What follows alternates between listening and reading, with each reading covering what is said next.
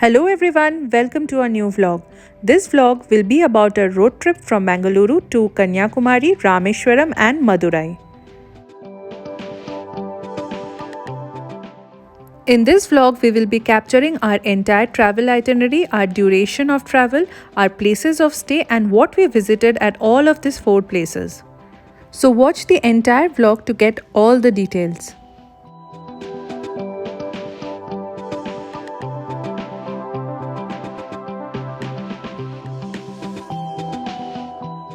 This road trip was planned for 4 nights and 5 days, and we began our journey from Bengaluru to Kanyakumari. The reason being the fact that Bengaluru to Kanyakumari was the longest distance we had to travel, which was close to 650 kilometers, and as per Google, it would take us around 10 hours to reach Kanyakumari. However, we were able to complete this distance in around 11 hours with multiple breaks for breakfast and lunch. We started at around 5 am in the morning and reached Kanyakumari by 4 pm. We had booked the Thiriviam guest house through MakeMyTrip.com and it was a pleasant stay for 2 nights. The hotel had a good parking space and spacious rooms, and it was also conveniently located very close to the ferry terminal for the Vivekananda Rock.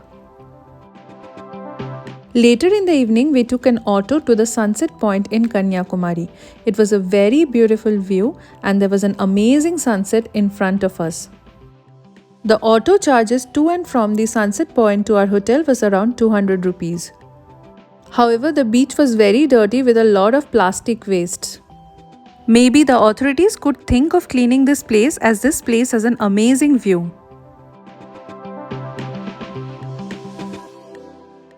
After enjoying the sunset, we had an early dinner and called it a day. In the next morning, we took the ferry to the Vivekananda Rock Memorial. The ferry costs around 50 rupees and it takes around 5 minutes to reach the memorial. There was a very long queue to get the ferry tickets and also on board the ferry. So there's an option for an express ticket which costs around 200 rupees, but it's the same ferry. Once you reach the memorial, you have to pay another 20 rupees as an entry ticket. Located just 500 meters away from the mainland, Vivekananda Rock Memorial is a place of great scenic beauty, historical importance and also religious significance. The Vivekananda Rock Memorial was the most spectacular place in Kanyakumari. It was peaceful, clean and had an amazing serene atmosphere. We enjoyed the views of the Arabian Sea, Bay of Bengal and the Indian Ocean from this viewpoint. We took another ferry back to the Indian mainland. Do not forget to try out the tasty coconut water in the ferry terminal.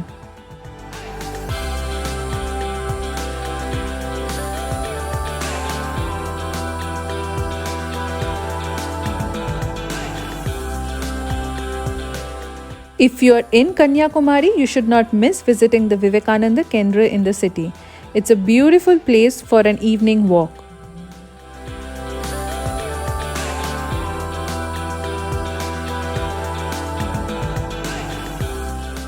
We even saw some peacocks roaming around freely inside the Kendra while on our walk to the beach.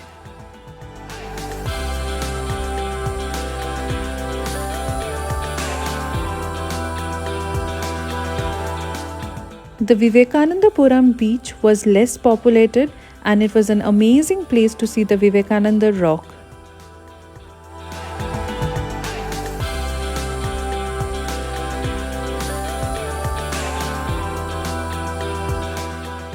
There is also an option for accommodation at the Vivekananda Kendra, which you can check out directly on their website.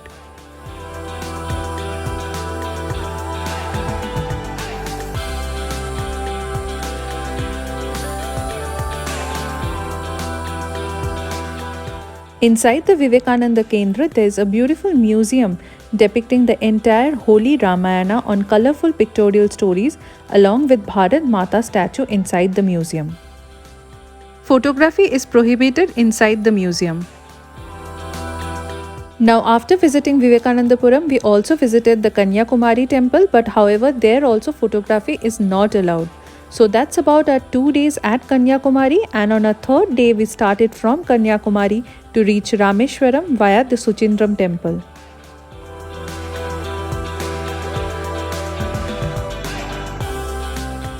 It takes around half an hour to reach Suchindram temple from Kanyakumari. The total distance from Kanyakumari to Rameshwaram was around 300 kilometers, and as per Google, it will take us around 5.5 hours to reach Rameshwaram. Now here we are at Suchindram temple. Here also photography is prohibited, so we took some shots outside the temple. Suchindram temple is a very ancient temple and it has amazing architecture. However, men are required to remove their shirt while entering the temple. We started from Suchindram at around 9 am in the morning and reached Rameshwaram by 2:30 pm without any halts. The Pamban Bridge connects mainland India with Rameshwaram on Pamban Island. The experience of driving over the Pamban Bridge was surreal, but the traffic was a little bad because everyone parked their car to enjoy this amazing place.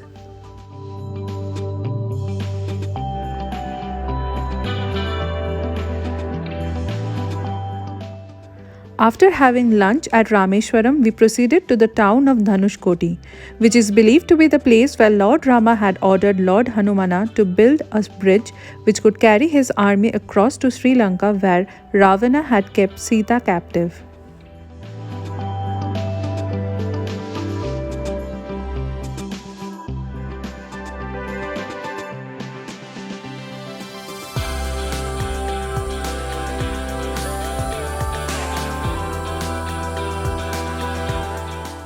Dhanushkodi, the last stoppage of India, is very famous as the starting point of Ram Setu.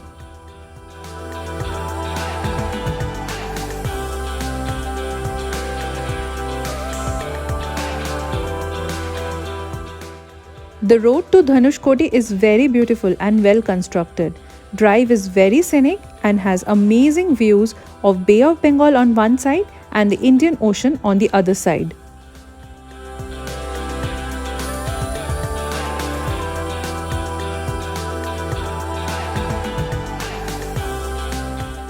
One good thing about this place is there is no mobile network, so you can just peacefully enjoy this amazing view without any disturbance.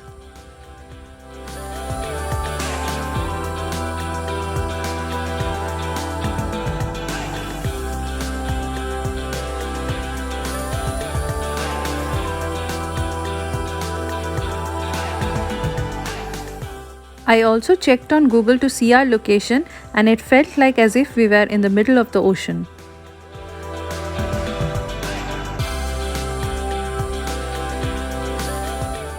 The bluish sea and the magical sunset at Dhanushkodi beach was mesmerizing to us and we enjoyed an experience of a lifetime. Another point to add, visiting Dhanushkodi is not allowed after sunset. The Dhanushkodi beach was a clean beach and the view was fabulous.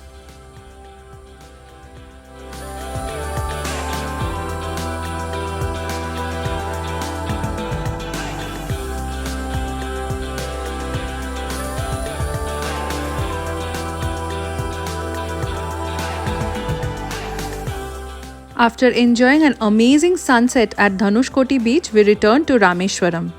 At Rameshwaram, we stayed at Hotel Panchavarna, which was like 10 minutes away from the Rameshwaram temple. The hotel staff were very good and helpful. Also, they have a dedicated parking space. Now, on our fourth day at Rameshwaram, we visited the Agni Tirtham and also the Rameshwaram temple.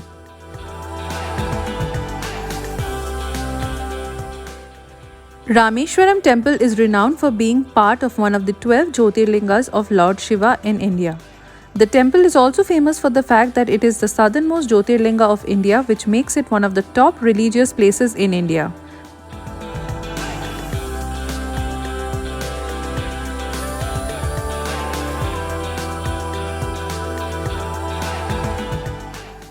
This temple is a Dravidian architectural marvel. Although the security guard said that the camera and phones are not allowed, but everyone was carrying their phones inside to click a picture of the world-famous corridors of this temple. Quick darshan tickets are available at 100 and 200 rupees. Now here we are standing in front of the world's largest pillared corridor. It has 1112 pillars. You can also visit the APJ Abdul Kalam Memorial in Rameshwaram. However, I was not feeling well, so we proceeded directly to Madurai. The distance between Rameshwaram and Madurai is 174 kilometers and it takes about 3 hours to reach Madurai. At Madurai, we stayed at Hotel Tamil Nadu too, which had good spacious rooms. The reception staff was also helpful. However, the nightly room charges also included the price of a buffet dinner and a buffet breakfast. But the food was not that great and also the canteen staff's behavior was not good. In the evening, we took an auto from the hotel to visit the MEENAKSHI AMMAN temple. However, there was a very long queue for darshan, so we decided to do darshan on the next day. You're not allowed to bring anything inside the temple, but there are lockers to keep your stuff. Sometimes the auto people will ask you to keep your stuff at the stores opposite to the temple, but it's better to keep at the locker rooms because when you come out of the temple, they will ask you to buy something from their store. This temple is so beautiful with so much history within the walls of the temple. Such a grandeur. The temple is layered with grace and ancient history. The temple also had a hall of 1000 pillars, but unfortunately it was closed during our visit. When we reached the MEENAKSHI Amman temple on the other day at around 7 o'clock in the morning, we had an amazing darshan because it was less populated.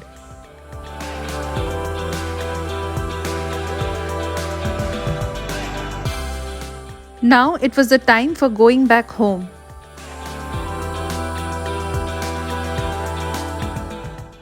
It took us around 7 hours to reach Bengaluru from Madurai.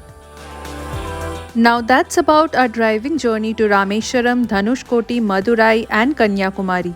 In case you liked this video, please subscribe to our channel and hit the bell icon for notifications. In the meanwhile, thank you so much for watching this video. Take care and lots of love.